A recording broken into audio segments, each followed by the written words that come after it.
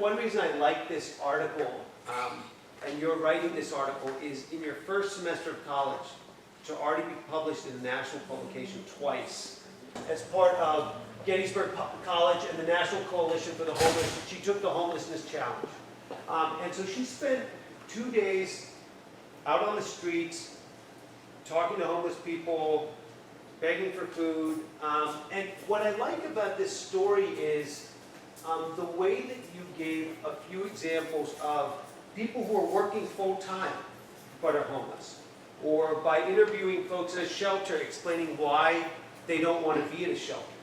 And then when you look at the research of the top 5 reasons people are homeless, she listed the top 5 most common reasons for homelessness in DC as a lack of affordable housing, lack of living wage jobs, domestic violence, lack of affordable health care, and under or unemployment. Drug addiction and mental illness, 2 common stereotypes, aren't even in the top 5. This idea of what do homeless people need? Water, shelter, and clothes. Food is not a problem.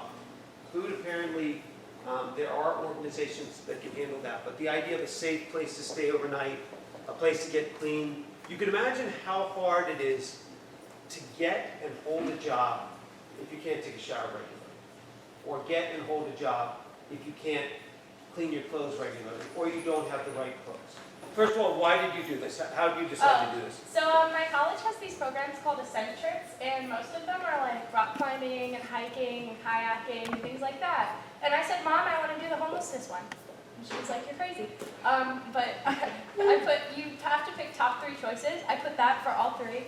I just thought it would be a really interesting experience, because the only life I've ever lived is like privileged white girls. So I applied for a job at Loudoun News.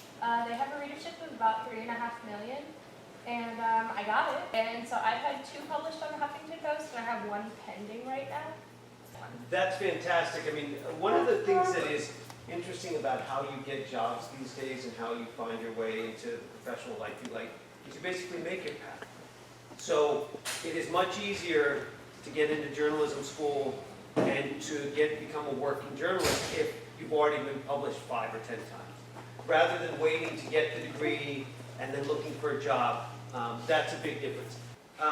But it's really just answering questions you have and pursuing those and trying to figure things out. You know, what we're able to show you in a high school is just a very narrow part of what you'll be able to see in college and what you'll be able to choose to do in college.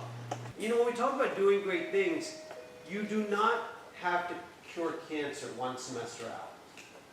If you do it by 40 or 50, you win the Nobel Prize.